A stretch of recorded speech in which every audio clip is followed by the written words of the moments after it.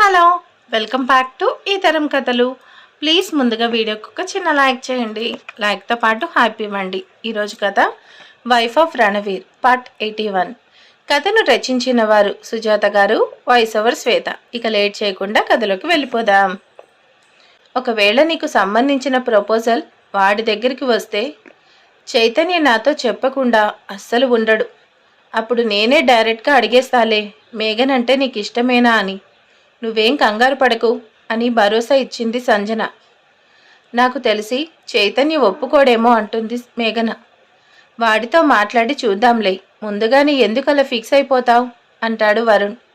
ఇక ముగ్గురు మాట్లాడుకుంటూ తింటూ ఉంటారు. చైతన్య అంటే మేఘనకి ఇష్టమే, వాణ్ణి చేసుకోవడానికి ఎటువంటి అబ్జెక్షన్ లేదు మేఘనకి అని ఒక క్లారిటీ వచ్చింది సంజనకి. అర్జెంటుగా వాడితో మాట్లాడాలి అనుకుంటుంది. ఇక రెస్టారెంట్ నుండి ముగ్గురు ఎవరి ఇళ్లకు వాళ్ళు వెళ్ళిపోతారు. వరుణ్ వచ్చే నెల 20వ తారీఖు పిల్లలిద్దరికీ పెళ్లిళ్ళు పెట్టుకున్నాను. అబ్బాయిలు చూశావు కదా, వాళ్లే అని చెప్తాడు సదాశివం. ఓకే బాబాయ్, నీ ఇష్టం అని లైట్గా చెప్తాడు వరుణ్. ఎందుకంటే ఒకేసారి చెల్లి పెళ్ళిళ్ళు నేనే చేస్తాను అంటే నీ దగ్గరేముంది బూడిద అని ఎగతాళి చేశారు కదా, ఇప్పుడు ఇన్వాల్వ్ అవ్వాలి అనుకోవట్లేదు వరుణ్. ఓకే అంటే ఎలా వరుణ్, కొంచెం డబ్బులు ఖర్చులకు ఇస్తే అని నసుకుతాడు. ఇంకా ఇంటి మేనేజ్మెంట్ నా హ్యాండ్లోకి రాలేదు, వెళ్ళి నాన్నని అడగండి అంటాడు. డైరెక్ట్గా వాళ్ళ అమ్మ దగ్గరికి వచ్చి రానా ఇచ్చిన ఫైల్ని తన మొహాన్ని విసిరి కొడతాడు వరుణ్. ఏంటిది అన్నట్టు కొడుకు వైపు చూస్తుంది రాజనందిని. Property documents. ఇన్ని రోజులు దేనికోసం అయితే నువ్వు ఎదురు చూసావో ఆ డాక్యుమెంట్స్. అన్నపూర్ణ గారిని చంపావు కదా, దేనికోసం చంపావు? ఈ డాక్యుమెంట్స్ కోసమే కదా. అదే ఇవి. ఆ అన్నపూర్ణమ్మ గారి కొడుకు చాలా గొప్పవాడమ్మా. నువ్వు కోరుకున్నట్టుగానే ప్రాపర్టీ మొత్తం నా పేరు మీద రాసి ఒకే ఒక కంపెనీని మాత్రం తన దగ్గర ఉంచుకొని మిగతావన్నీ నాకే ఇచ్చేశాడు. ఇదిగో వాడికి సంబంధించిన డాక్యుమెంట్స్, చూసుకో, బాగా చూసుకో. ఎందుకురా, అసలే చేసిన తప్పుకి పశ్చాత్తాప పడుతున్నాను, ఇంకా ఏడిపిస్తున్నావు అంటుంది రాజనందిని. నీలాంటి వాళ్ళకి గిల్టీ ఫీలింగ్ కూడా ఉంటుందా? అసలు పశ్చాత్తాపం కాదమ్మా, నీకు కావాల్సింది మరణశిక్ష రావాలి. అప్పుడే నువ్వు చేసిన పాపాలన్నీ కొట్టుకుపోతాయి. తప్పు మీద తప్పు చేస్తూ మనుషుల ప్రాణాలు తీస్తుంది ఈ ఆస్తి కోసమే కదమ్మా. ఇదంతా నువ్వే నెత్తిన పెట్టుకుని ఊరేగు అంటూ చాలా కోపంగా మాట్లాడతాడు వరుణ్. నువ్వు తిట్టినంత మాత్రాన మీ అమ్మలో మార్పు వస్తుంది అనుకుంటున్నావా అని అంటాడు అక్కడికి వచ్చిన సూర్యప్రతాప్ వర్మ. ఆ మాటకి తల్లి కొడుకులు ఇద్దరూ ఆయన వైపు చూస్తారు. అయినా నా పూర్ణ చనిపోవడంలో రాజనందిని తప్పు ఎంతుందో నా తప్పు కూడా అంతే ఉంది. పాముకు పాలు పోసి పెంచుతున్నానని తెలుసుకోలేకపోయాను. మృత్యువుని తెచ్చి కొంపలో పెట్టాను. ఇష్టపడి పెళ్లి చేసుకొని ప్రాణానికి ప్రాణంగా ప్రేమించిన నా భార్యను అన్ని రకాలుగా నువ్వు బాధ పెడుతూ ఉంటే ఇంట్లో ఉండి కూడా తెలుసుకోలేని ధృతరాష్ట్రుణ్ణి అయ్యాను.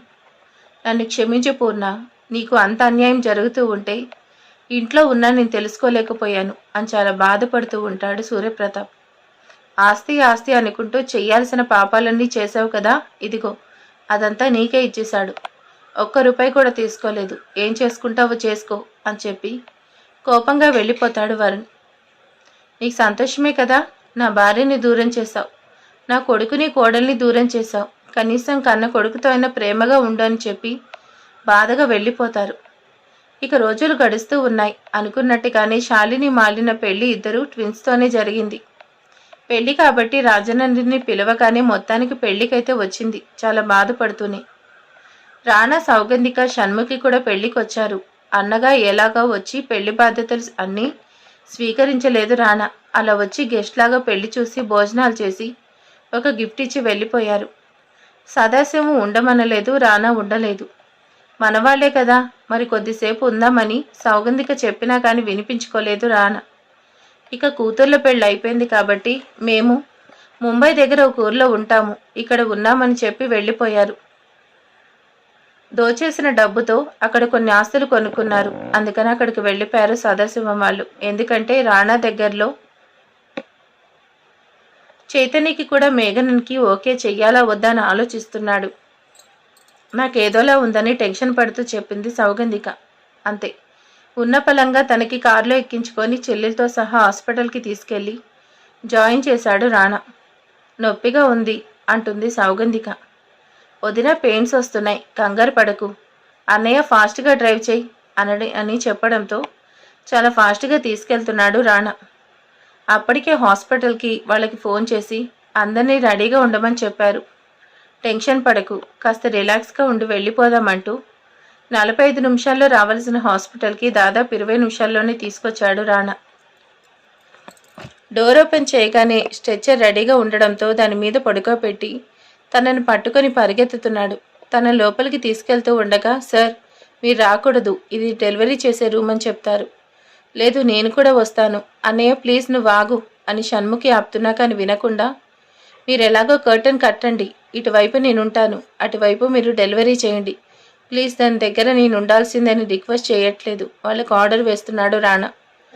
డాక్టర్స్ ఎంత చెప్తున్నా కానీ వినిపించుకోవట్లేదు. ఇక వాళ్ళ ఫ్యామిలీ డాక్టర్ అయిన ఆ లేడీ డాక్టర్ చూసి పర్వాలేదు, లోపలికి రానివ్వండి అని చెప్పి సౌగంధిక మెడ దగ్గర నుంచి కింద వరకు కట్టను కట్టేసి ఫేస్ మాత్రం కనిపించేలా ఉంది. అక్కడ రానాని కూర్చోబెడుతుంది.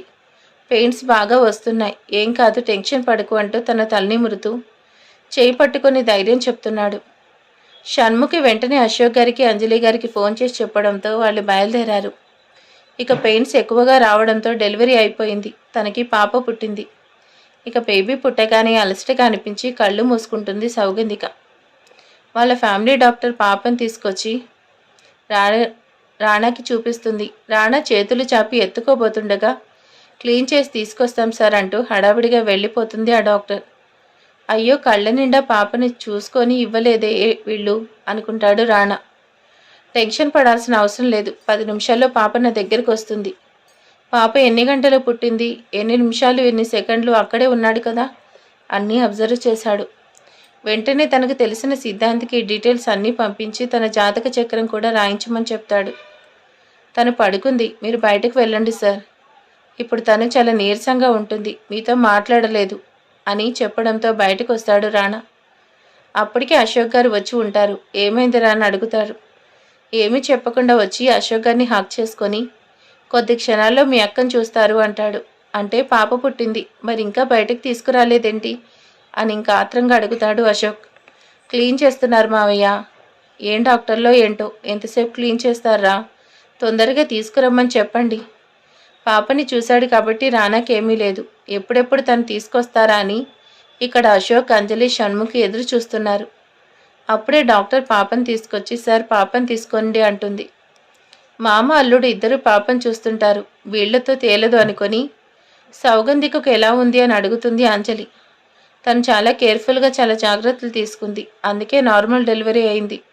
ఒక అరగంటలో రూమ్కి షిఫ్ట్ చేస్తాం, అప్పుడు మీరు తనని చూడొచ్చు అని వెళ్ళిపోయింది.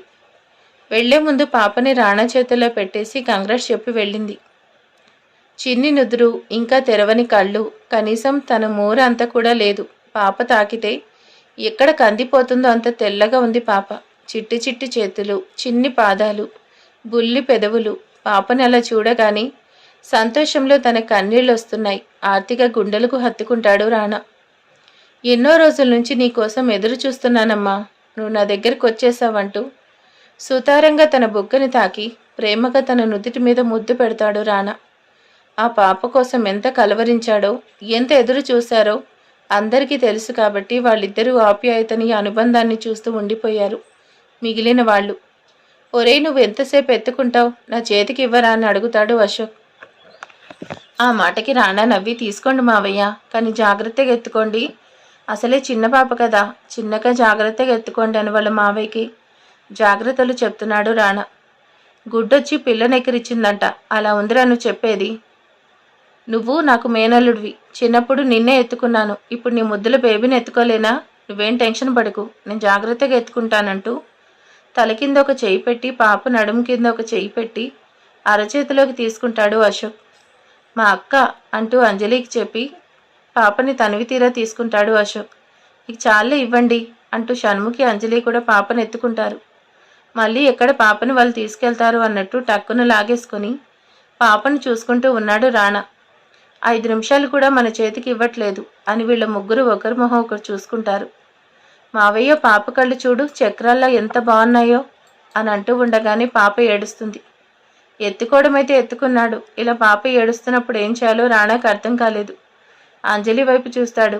అంజలి రాణా వైపు చూసి నవ్వి, పాపకు ఆకలేస్తుంది, ఇప్పుడు మనం ఇవ్వడం ఏం చేయలేం, సౌగంధిక దగ్గరికి తీసుకెళ్లాల్సిందే అని చెప్పింది.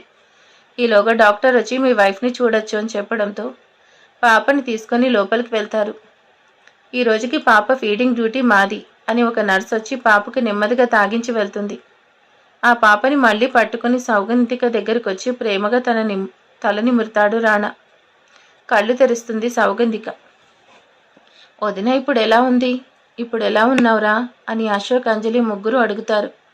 నేను బాగానే ఉన్నానని వాళ్ళ వైపు చూసి నవ్వుతుంది. మెల్లిగా తన కూర్చొనేలాగా బెడ్ అడ్జస్ట్ చేస్తాడు. మన పాప అంటూ తన చేతిలో పెట్టి వాళ్ళిద్దరి వైపే చూస్తున్నాడు రాణా. నా బంగారు తల్లి అంటూ పాపకు ముద్దులు పెడుతుంది సౌగంధిక. ఏయ్, ఎక్కువసేపు అలా ముద్దులు పెట్టుకు, పాపకు అందిపోతుంది అంటాడు రాణా. ఆ మాటకి అందరూ కోపంగా రాణా వైపు చూస్తారు. మీరు ఎలా చూసినా పర్వాలేదు, నాకేం బాధలేదు. చూసారా అంకుల్, లోపలికి వచ్చాక నువ్వెలా ఉన్నావని కనీసం అడగలేదు. పైగా పాపను కూడా ఎక్కువసేపు ముద్దు పెట్టుకోకూడదంట, మరీ శాడిస్ట్లా తయారవుతున్నాడు అని ఏడుపు మొహం పెట్టుకొని చెప్తుంది. స్పెషల్గా అడిగేదేంటి, వాళ్ళందరూ అడిగారు, నువ్వు చెప్పావు, నేను విన్నాను. ఇక నువ్వు బాగానే ఉన్నావని అర్థమైంది. బాగానే ఉన్న వాళ్ళని బాగున్నావని ఎలా అడుగుతాను చెప్పు. నువ్వు రెస్ట్ తీసుకో, పాపని నేను చూసుకుంటాలే అంటాడు రాణా. పాప పుట్టిన తర్వాత ఫస్ట్ ప్రయారిటీ పాపకి, తర్వాత నీకు అని ఒకసారి రాణా చెప్పిన మాటలు గుర్తు చేసుకుంటుంది సౌగంధిక. నిన్నటిదాకా నన్ను నా మీద అంత ప్రేమ చూపించి ఈరోజు సడన్గా దూరం పంపిస్తే ఎలాగా? పిచ్చిదానా, ఎందుకంత టెన్షన్ పడతావు? అయినా నేను మొన్ననే చెప్పాను కదా, నువ్వు నేను మన పాప, పుట్టబోయే మన బాబు. ఇక మన స్పేస్లోకి ఎవరు వద్దు, మన నలుగురం. ఇక సౌగంధిక కూర్చొని ఉంది కదా, రాణా అలాగే చుట్టుకుంటుంది. అసలు నువ్వు లేకపోతే మేమిద్దరం ఎలాగ చెప్పు? ఇంకెప్పుడు అలా అనద్దు. చాలా చాలా థ్యాంక్స్, మా అమ్మని మళ్ళీ నాకు తీసుకొచ్చి ఇచ్చినందుకు అంటూ ప్రేమగా తన నుదుటి మీద ముద్దు పెట్టి థ్యాంక్స్ చెప్తాడు. రాణాకి సంతోషంలో మాటలు రావట్లేదు, ఉక్కిరిబిక్కిరవుతున్నాడు. పాప పుట్టిందని మావయ్య దగ్గరికి చెప్పండి అంటుంది సౌగంధిక. తర్వాత చెప్తాను, ఇప్పుడు కాదు, ఇప్పుడు నేను చాలా హ్యాపీగా ఉన్నాను. మళ్ళీ అందరినీ చూస్తే డిస్టర్బ్ అవుతాను. ఈ విషయం వదిలేసి నువ్వు ప్రశాంతంగా పడుకో అంటూ తనని సరిగ్గా పడుకోపెట్టి పాపను మాత్రం తన చేతిలో పట్టుకొని పాప వైపే చూస్తూ మా అమ్మ నా దగ్గరికి వచ్చింది అంటూ నవ్వుతాడు రాణా. మరి మీ అమ్మగారికి ఒక మంచి పేరు సెలెక్ట్ చేయవా రాణా అని అంటుంది అంజలి. ఆ డ్యూటీ నాది కాదు అంటాడు. అసలు పాపను ఒక్క క్షణం కూడా వదలకుండా పట్టుకున్నాడు రాణా. పేరు పెట్టమంటే నా డ్యూటీ కాదు అంటాడేంటి అని భార్యాభర్తలు ఇద్దరూ ఒకరి మొహం ఒకరు చూసుకుంటారు. అదేంటి, మా అక్కకు పేరు కూడా పెట్టవా అంటాడు. మావయ్య, తను మా అమ్మ. ఈ బుజ్జి పాపని నేనెప్పుడూ అమ్మ అనే పిలుస్తాను. మా అమ్మ మళ్ళీ ఈ చిన్న పాపలాగా దేవత రూపంలో నా దగ్గరకు వచ్చింది కాబట్టి ఏంజిల్ అని పిలుస్తాను, అంతే తప్ప పేరు పెట్టి పిలవను. నేను పేరు పెట్టి పిలవను కదా అని ఇక నాకు పేరుతో సంబంధం ఏంటి?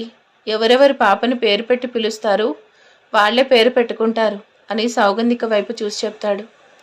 నాకు పాప పేరుతో పని లేదు కాబట్టి దాని గురించి నేను ఆలోచించను. ఈ ఛాన్స్ నీకే ఇస్తున్నాను, నీకు నచ్చిన పేరు పెట్టుకో, కానీ పేరు బాగుండాలి, అర్థమైందా?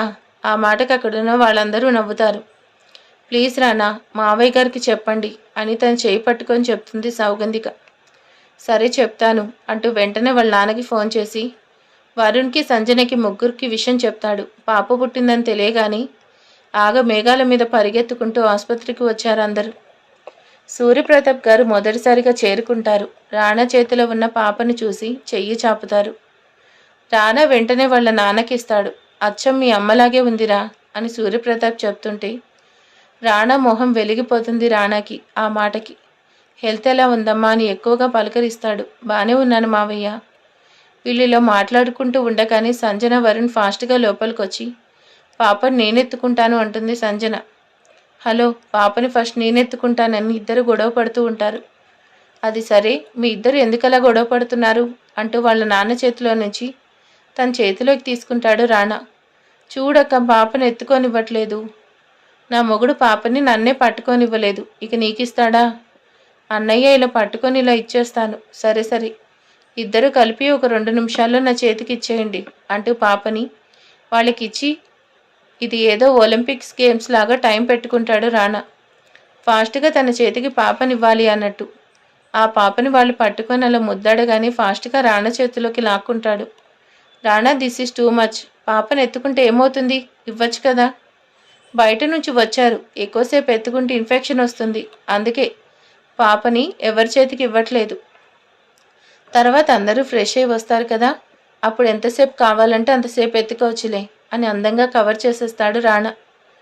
రానా చెప్పే మాటలకు వీళ్ళందరూ పిచ్చి మొహంలాగా చూసుకొని నవ్వుకుంటారు. ఇక అందరూ పాప దగ్గరికి కొద్దిసేపు ఉండి వెళ్ళిపోతారు. తనకి తోడుగా అంజలి గారు ఉంటారు. అనుకోకుండా నార్మల్ డెలివరీ అయింది, పైగా తను హెల్దీగానే ఉండడంతో ఇంటికి కూడా పంపిస్తానని డాక్టర్ గారు చెప్పడంతో రానా చాలా హ్యాపీగా ఉంది. పాపని తీసుకెళ్ళడానికి సిద్ధమయ్యాడు. మహేంద్ర ఫ్యామిలీ కూడా వచ్చి పాపని అలా చూసి వెళ్ళిపోతారు. ఇక జాగ్రత్తగా పాపని ఎత్తుకొని తీసుకొచ్చి కారులో కూర్చోబెట్టి తన పక్కనే కూర్చుంటాడు రానా.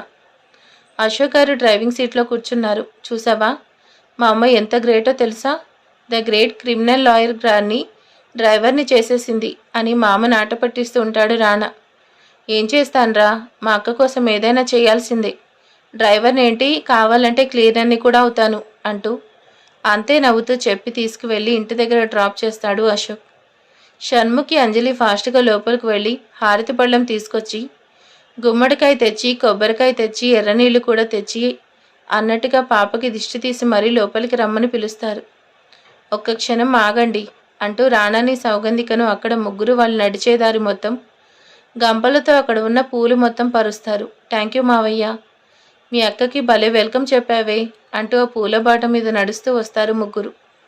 లోపలికొచ్చి సౌగంధిక రూమ్ ఓపెన్ చేసి చూసేసరికి అందరూ ఆశ్చర్యంగా ఒకరి మొహం ఒకరు చూసుకుంటారు. మిగిలిన వాళ్ళు కూడా చూసి ఏంట్రా ఇదంతా అని అడుగుతాడు అశోక్.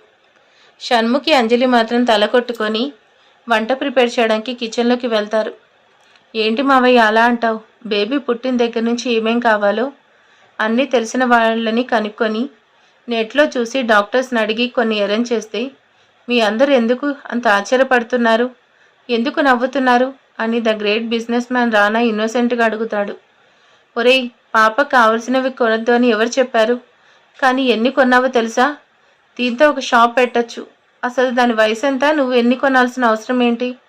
ఏం పర్వాలేదులే, ఎక్స్ట్రా ఒక రూమ్ ఉంది కదా, అందులో ఈ బొమ్మలన్నీ పెట్టేస్తాను.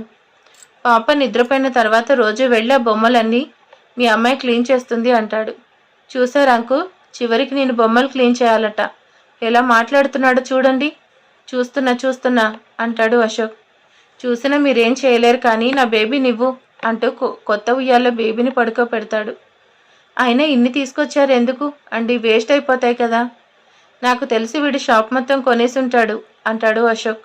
అడిగాను మావయ్య, 5 లక్షలకి షాప్ ఇవ్వనన్నారు, అందుకే కొన్ని తెచ్చాను అంటాడు. అప్పుడే పుట్టిన బేబీకి 5 లక్షల రూపాయల వస్తువులు కొనుక్కొచ్చాడా అని లాయర్ గారు ఆయన కూతురు ఇద్దరు ఒకరి మొహం ఒకరు చూసుకొని ఎవరి పిచ్చి వాళ్ళకి ఆనందం అనుకుంటారు. అంకుల్, పిచ్చి వాళ్ళని ఎప్పుడు చూడలేదు, ఇప్పుడు చూస్తున్నాను అంటుంది సౌగంధిక. నాకేమీ పిచ్చి లేదు, నువ్వు ఎంత ఎగతాళి చేసినా, ఎంత ఆట పట్టించినా, ఎవరికి కంప్లైంట్ చేసినా నేను చేయాలనుకుంటే నేనే చేస్తాను. ఎవరో ఏదో అన్నారని నేనేం ఫీల్ అవ్వను, నా ఏంజెల్ కోసం ఏదైనా చేస్తాను అంటూ నిద్రపోతున్న పాప బుగ్గని ప్రేమగా తాకుతాడు. నా వల్ల కాదురా, నువ్వు చేసే పనులు చేస్తుంటే ఒళ్ళంతా పొగలొస్తున్నాయి అంటూ బయటకు వచ్చి ఏసీ వేసుకుని కూర్చుంటాడు. ఏంటండి ఇదంతా, మరి ఇంత చాదస్తం పనికిరాదు రానాకి. ఇది అర్థం కావట్లేదు సౌగంధిక, చిన్నప్పుడు నువ్వు తల్లిదండ్రి ప్రేమ లేకుండానే బ్రతికావు. కొన్ని రోజులకి అంకుల్ వాళ్ళు నిన్ను తీసుకువెళ్లారు. నేను కూడా కొద్ది రోజులు మా అమ్మ ప్రేమను పొందాను. త్వరగా తర్వాత నేను షణ్ముఖి ఒంటరిగానే ఉన్నాను, కానీ మన పాపకు అలాంటి పరిస్థితి రాకూడదు అని రానా ఎమోషనల్ అవుతుంటే, అది సరే అన్ని తెచ్చారు, కానీ పాపకు పొద్దున్నే ఉగ్గినే ఏంటి అని అడుగుతుంది. ఎమోషనల్ అవుతున్న రానా అని డైవర్ట్ చేయడానికి, అది ఎక్కడా చూడలేదు, వినలేదు, నాకు తెలియదు, ఎలా ఉంటుందో చెప్పు, వెళ్ళి తీసుకొస్తాను అంటాడు. అది ఎందుకు వాడతారు, పాపకి పొద్దున్నే లేవగానే చిన్న స్టీల్ గిన్నెలో ఉగ్గు పోస్తారు, అది చాలా ఉంటుంది అని నెట్లో చూపిస్తుంది. ఇది నిజంగా నాకు తెలీదు, అందుకే తెలీదు, వెంటనే తెస్తాను అంటాడు. అబ్బాయి ఏం అవసరం లేదులే, ఇప్పుడు పిల్లర్స్ వచ్చాయి, వాటితో యూజ్ చేయొచ్చు, నేను మేనేజ్ చేస్తాలే అంటుంది. పాపని నేను చూసుకుంటాను, నువ్వు వెళ్ళి ఫ్రెష్ అవ్వు అంటాడు. అలాగే అంటూ నైటీ తీసుకుని వాష్రూమ్కి వెళ్ళి వేడినీళ్ళతో స్నానం చేసి బయటకు వస్తుంది సౌగంధిక. అరవిడిసిన మందారంలాగా సౌగంధికను చూడగానే డెలివరీ అయింది కదా, కొంచెం ఒళ్ళు చేసిందేమో, అయినా కానీ భర్త కళ్ళకి ఇంకా అందంగా కనిపించి దగ్గరికి తీసుకొని నుదుటి మీద ముద్దు పెట్టుకుంటాడు. పర్వాలేదు, ఇంక నేను గుర్తున్నాను, మీ అమ్మాయి పుట్టిన తర్వాత నేను పూర్తిగా మర్చిపోయారనుకున్నాను. పాపకి ఫీడింగ్ ఇవ్వాలి కదా, అందుకే గుర్తు పెట్టుకున్నాను అంటాడు. మిమ్మల్ని అంటూ పిడికిలు బిగించి కొట్టబోతుంది. రాణా నవ్వుకుంటూ వాష్రూంలోకి వెళ్ళిపోతాడు. చూసావో బుజ్జి తల్లి, కేవలం ఫీడింగ్ ఇవ్వడానికి మాత్రమే నేను కావాలట, తర్వాత మీ నాన్నకి నేను వద్దంట అంటూ తండ్రి మీద కూతురికి కంప్లైంట్ ఇస్తూ ఉంటుంది. పాపం ఆ పిచ్చి తల్లికి ఏమర్థమైందో బోసి నవ్వులు నవ్వుతుంది. ఇక అప్పటికే వంట పూర్తి చేసిన అంజలి అన్ని ప్లేట్లో పెట్టుకొని తెచ్చి ఏది పడితే అది తినకు, కొన్ని వస్తువులు అస్సలు తినకూడదు అంటూ తెచ్చినవి రసంతో భోజనం పెడుతుంది. మరి ఆ తర్వాత ఏం జరగబోతుంది? మీకు రానాకి పిచ్చి అనిపిస్తుందా? మరి ఏంటో అనేది కామెంట్ చేసేయండి. Okay, thank you.